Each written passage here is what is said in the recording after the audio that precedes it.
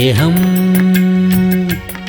ദിവ്യസ്നേഹം, സ്നേഹം, ദിവ്യസ്നേഹം.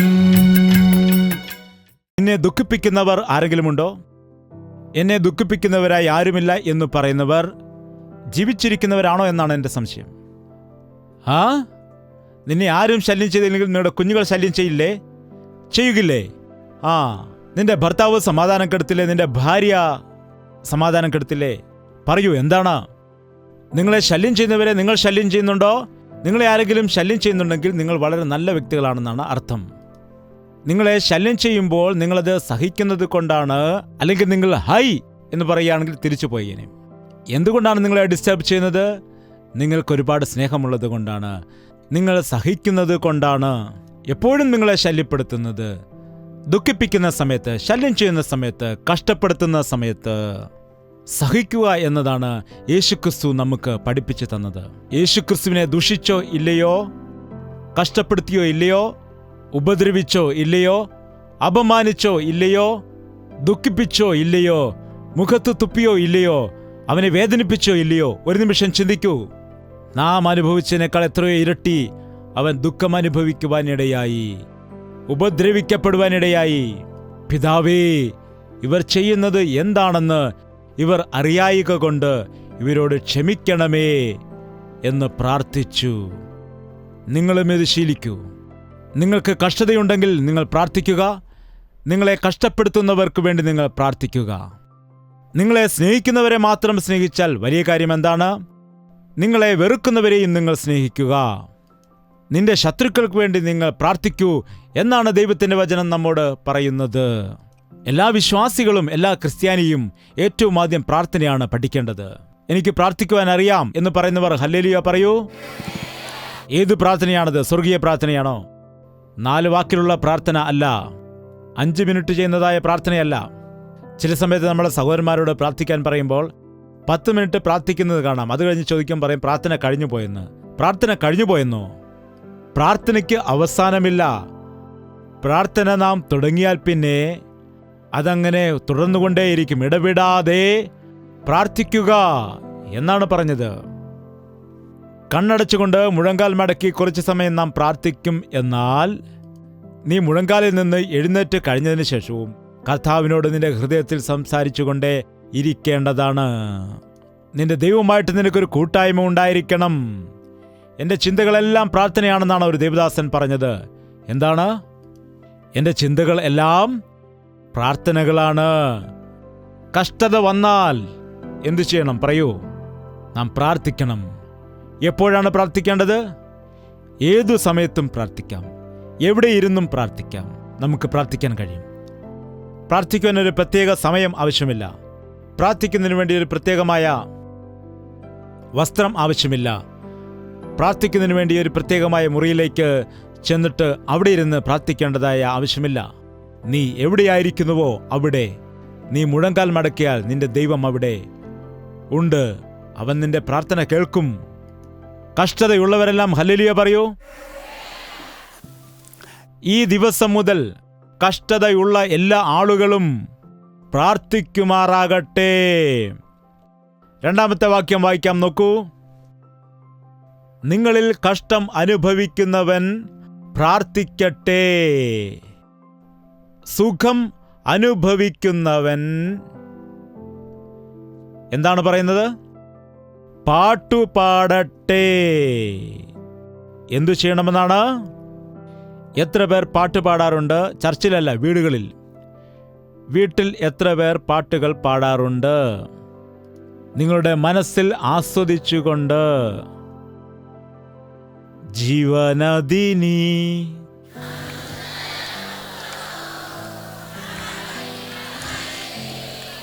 കൊള്ളാം, നല്ല പാട്ടുകാരാണല്ലോ നിങ്ങളെല്ലാം.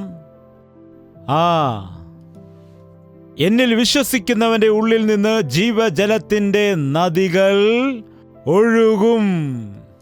ഈ കാലത്ത് എല്ലാവരും പാട്ട് കേൾക്കുകയാണ്, പാട്ട് പാടുന്നില്ല.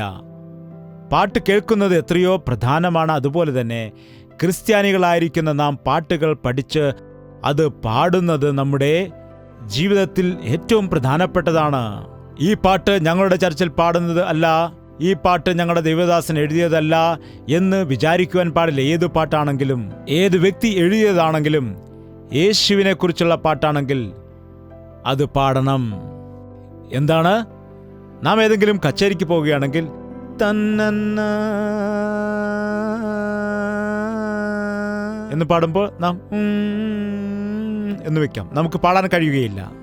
എന്നാൽ ആത്മീയ ഗീതങ്ങളെക്കുറിച്ച് പറയുമ്പോൾ നാം അതൊരാൾ പാടുമ്പോൾ ഇങ്ങനെ കേട്ടിരിക്കുന്നതല്ല, നാം അത് പാടണം, നാം ഏറ്റുപാടണം.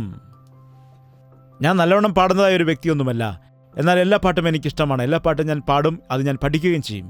ഒരു തവണ കേൾക്കും, ഒരു തവണ പതിയെ പാടും, മൂന്നാമത്തെ തവണ ഉറക്കെ പാടുവാനും കഴിയും. അത്രയേ ഉള്ളൂ. ഒരു പാട്ട് പഠിക്കാൻ നമുക്ക് എത്ര സമയം വേണം? ഒരിക്കൽ ശ്രദ്ധിച്ച് കേൾക്കുക, രണ്ടാമത്തെ തവണ ഒരുമിച്ച് പാടുക, മൂന്നാമത്തെ തവണ നിങ്ങൾക്ക് തന്നെ പാടുവാനായിട്ട് കഴിയും. പാട്ട് നിങ്ങളുടെ ഹൃദയത്തിൽ ഉണ്ട് എങ്കിൽ ആ സാഹചര്യങ്ങൾ അനുസരിച്ചുകൊണ്ട് നിങ്ങൾ പാട്ട് പാടുന്നതായ സമയത്ത്, നിങ്ങൾ ആ ജോലി ചെയ്യുന്ന സമയത്താകട്ടെ, യാത്ര ചെയ്യുന്ന സമയത്താകട്ടെ, സങ്കടത്തിലിരിക്കുന്ന സമയത്താകട്ടെ, ആ പാട്ട് നിങ്ങളുടെ മനസ്സിലേക്ക് വരികയാണെങ്കിൽ നിങ്ങളുടെ മനസ്സിന് നല്ല സന്തോഷമുണ്ടാകും. ഈ സമയത്ത് ഒരു നിമിഷം നിങ്ങൾ ചിന്തിക്കുക, യഥാർത്ഥമായ പാട്ട് നിങ്ങളുടെ ഹൃദയത്തിൽ ഉണ്ടോ? നമ്മുടെ യേശുക്രിസ്തു ഒരു പാട്ട് പോലും എഴുതിയിട്ടില്ല, ഒരു പാട്ട് പോലും അവൻ പാടിയിട്ടുമില്ല. എന്നാൽ യേശുവിനെക്കുറിച്ചുള്ളതായ പാട്ടുകൾ ഇന്ന് എത്രയുണ്ടെന്നറിയാമോ നിങ്ങൾക്ക്? കോടിക്കണക്കിന്, എത്രയോ ആളുകൾ, എത്രയോ ഭാഷകളിൽ, എത്രയോ വാദ്യോപകരണങ്ങൾ വെച്ച് അനേകർ പാടുന്നുണ്ട്. ഒരു വ്യക്തിയുടെ ഹൃദയത്തിലെ ഭാരം മാറിപ്പോകണമെന്നുണ്ടെങ്കിൽ അതിന് നല്ല ഒരു പാട്ട് മതിയാകും. ശൗലിനെ ദുരാത്മാവ് ബാധിച്ചു. ദുരാത്മാവ് ബാധിച്ചപ്പോൾ, രാജാവിനെ ദുരാത്മാവ് ബാധിച്ചപ്പോൾ ഒരുപാട് ചികിത്സകൾ ചെയ്യുവാൻ കഴിയുന്നതാണ്. ഏതൊക്കെ ചികിത്സയാണ്?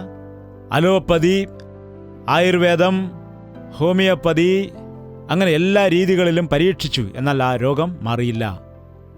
ആ രോഗം എന്താണെന്ന് വെച്ചാൽ, ശൗലിന് വന്ന രോഗം എന്താണെന്ന് ചോദിച്ചാൽ, അവൻ്റെ ഹൃദയത്തിൽ അസൂയയ്ക്ക് ഇടം നൽകി, അവൻ്റെ മനസ്സിൽ ദൈവം ചെയ്തതായ നന്മകളെല്ലാം മറന്നിട്ട് അവന് ഒരു രീതിയിലുള്ളതായ വിഷാദം ഉണ്ടായി.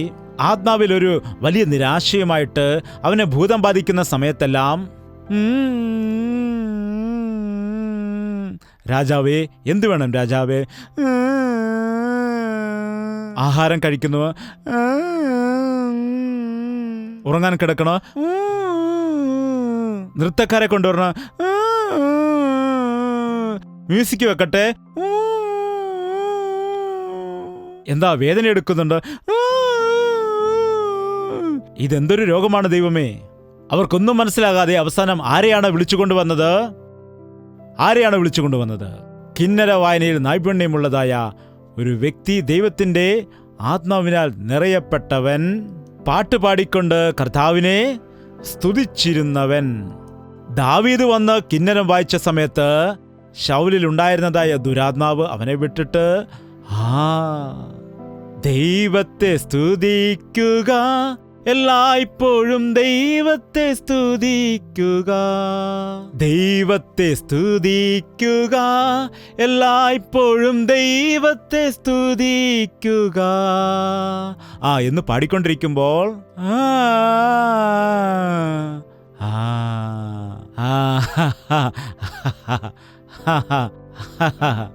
എന്ന് ചിരിക്കുമായിരുന്നു. എന്നാണ് ചെറുപ്പത്തിൽ കുട്ടികൾ കരയുമ്പോൾ അമ്മമാർ പാട്ടുപാടുമായിരുന്നു. എന്നാൽ ഇന്ന് പാട്ട് പാടില്ല. എന്താണ് കൊടുക്കുന്നത്? ഇതങ്ങോട്ട് കൊടുക്കും. എന്താണ്? സെൽഫോണ്, ഐഫോണ് കയ്യിലോട്ട് അങ്ങോട്ട് കൊടുക്കും. വീഡിയോ കണ്ടോ എന്ന് പറയും. കൊച്ചുകുട്ടികൾ നേരത്തെ കരയുമ്പോൾ രാരീരം രാരീരം രാരീരം എൻ കുഞ്ഞുറങ്ങിക്കോ, എൻ കുഞ്ഞുറങ്ങി, ചക്കരക്കുഞ്ഞ് കിടന്നുറങ്ങിക്കോ എന്ന് പാട്ട് പാടുമായിരുന്നു. എന്നാൽ ഇന്നത്തെ കുട്ടികൾ കരയുമ്പോൾ അവർ എന്താണ് ചെയ്യുന്നത്? പാടുകയില്ല. ഇക്കാലത്ത് നോക്കൂ, മനുഷ്യനെ പാട്ടുപാടി ആശ്വസിപ്പിക്കാൻ ആരുമില്ല. മനുഷ്യനെ ശല്യം ചെയ്യുന്നവർ മാത്രമേ ഉള്ളൂ. എപ്പോൾ നോക്കിയാലും നമ്മുടെ വായിൽ നിന്ന് മറ്റുള്ളവരുമായിട്ടുള്ള കുറ്റപ്പെടുത്തുകൾ, വിമർശനം, പരാതികൾ, വഴക്ക്, വെറുപ്പിക്കല്, ദുഷിക്കൽ, കുറ്റം പറയുന്നത്, കളിയാക്കല്, നിന്ദിക്കുന്നത്, ഇതെല്ലാം കൊണ്ട് ഹൃദയം നിറഞ്ഞിരിക്കുന്നു. അത് കണ്ട് പിശാച് കൈയടിക്കുകയാണ്. അവന് ഒരുപാട് സന്തോഷമുണ്ട്. നിന്റെ ഹൃദയത്തിൽ സങ്കടമുണ്ടെങ്കിൽ, നിന്റെ ഹൃദയത്തിൽ ദുഃഖം ഉണ്ടെങ്കിൽ, നിന്റെ മനസ്സിൽ വേദനയുണ്ട് എങ്കിൽ, നിന്നെ പിശാച് പ്രേരിപ്പിച്ചിട്ട്, നിന്നെ പ്രോത്സാഹിപ്പിച്ചിട്ട് നിന്റെ ജീവിതം അവസാനിപ്പിക്കുവാനോ, ജീവിതത്തിൽ ദുഃഖത്തോടെ വേദനയോടെ കഴിയുവാനോ, അല്ലെങ്കിൽ മറ്റുള്ളവർക്കെതിരായി പ്രവർത്തിക്കുവാനോ നിന്റെ ജീവിതത്തിൽ സാത്താൻ സ്വാധീനിക്കും.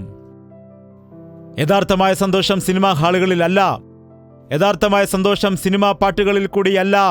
ഈ കാലത്ത് നമ്മെ ആവേശം കൊള്ളിക്കുന്നതായ ഒരുപാട് പാട്ടുകൾ കേൾക്കുവാൻ കഴിയും. ശരീരം കൊണ്ട് നൃത്തം ചെയ്യുന്നതായ പാട്ടുകൾ കേൾക്കുവാൻ കഴിയും. എന്നാൽ ഹൃദയത്തെ മാറ്റുന്നതായിട്ടുള്ള പാട്ട്, ഹൃദയത്തെ ശുദ്ധീകരിക്കുന്നതായ പാട്ടുകൾ, ഹൃദയത്തിന്റെ ഉള്ളിൽ സന്തോഷം ജനിപ്പിക്കുന്നതായ പാട്ടുകൾ, മനസ്സിൽ ഉയർന്നു വരുന്നതായ ദൈവത്തിന്റെ അനുഗ്രഹത്തോട് കൂടിയതായിട്ടുള്ള പാട്ടുകൾ, അങ്ങനെ ആശ്വാസം നൽകുവാൻ കഴിയുന്നതായ പാട്ടുകൾ നമ്മുടെ മനസ്സിലുണ്ടായിരിക്കണം.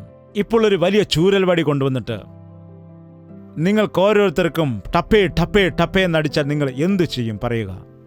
നിങ്ങൾ പാട്ട് പാടുമോ അതോ കരയുമോ? പാട്ട് പാടുമോ അതോ ഓടിപ്പോകുമോ? പറയൂ, യഥാർത്ഥ ക്രിസ്ത്യാനികൾ ആരാണ്? യഥാർത്ഥമായി പാട്ട് പാടുന്നവർ ആരാണ്?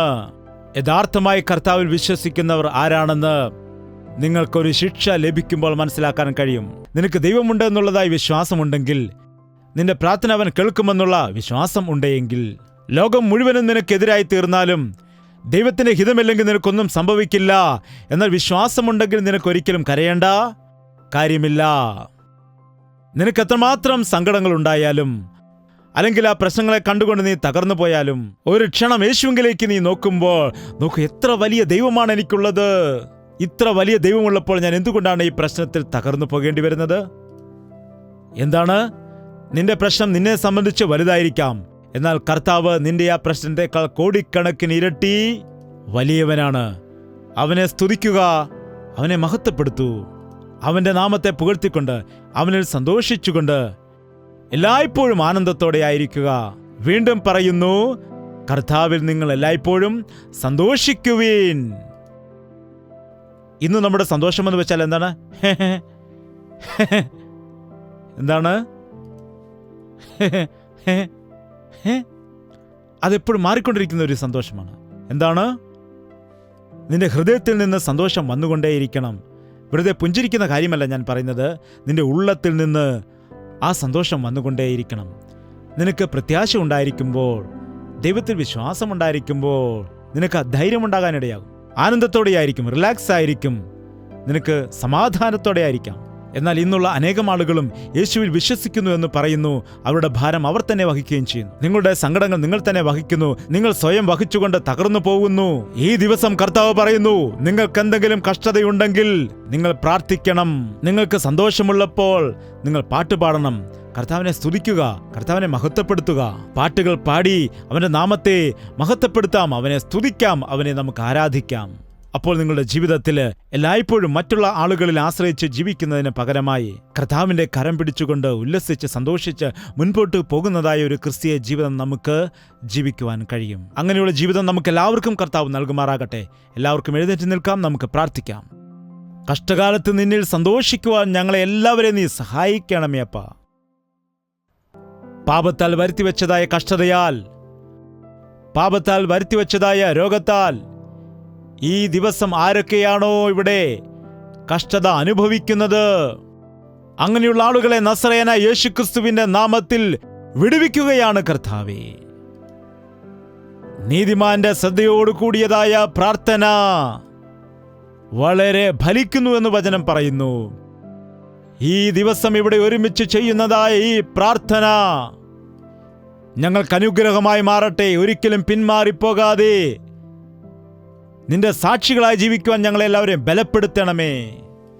ഞങ്ങളോട് പോരാടിക്കൊണ്ടിരിക്കുന്നതായ ദുരാത്മാവിന്റെ ശക്തികളെ, ദുഷ്ടന്റെ പോരാട്ടങ്ങളെ, മാനസിക ബലഹീനതകളെ നസറേയനായ യേശുക്രിസ്തുവിന്റെ നാമത്തിൽ വിടുവിക്കുകയാണ് കർത്താവേ.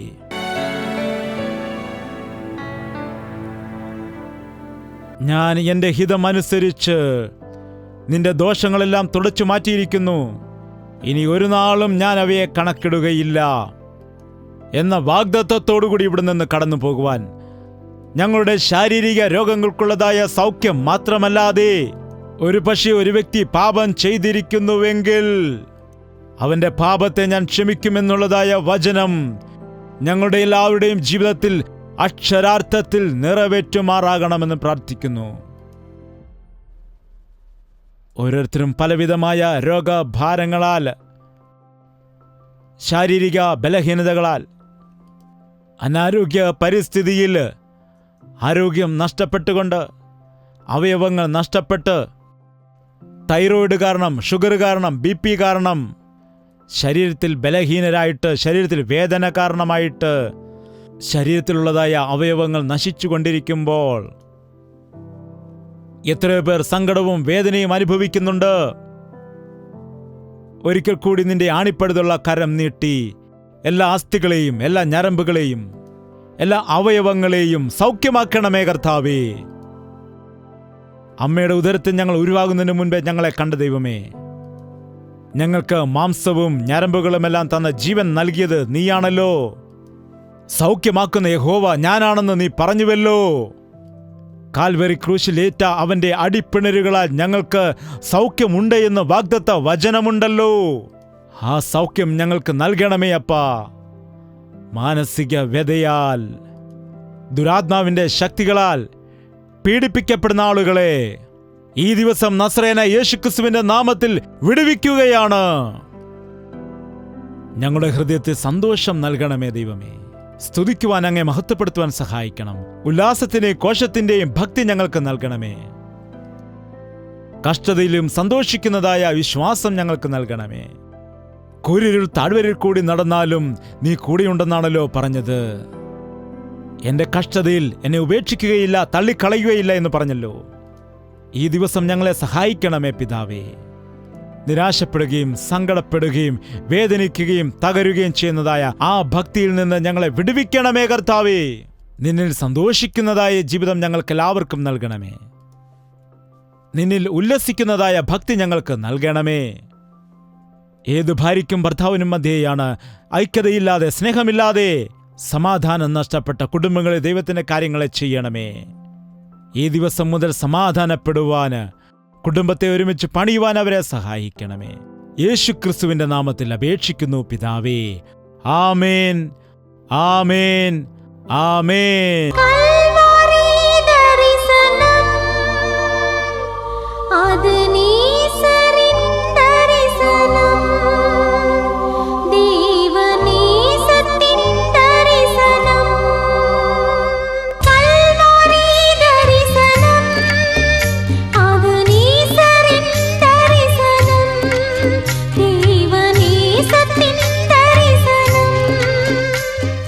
യേശുവേ,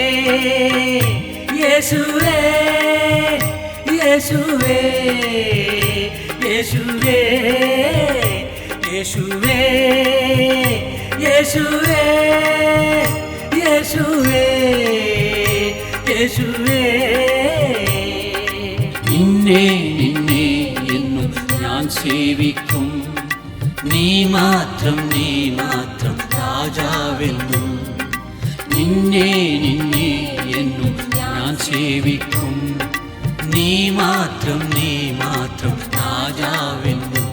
യേശുവേ, യേശുവേ, യേശുവേ, യേശുവേ, യേശുവേ, യേശുവേ, യേശുവേ, യേശുവേ, യേശുവേ, യേശുവേ, യേശുവേ, യേശുവേ, യേശുവേ, യേശുവേ.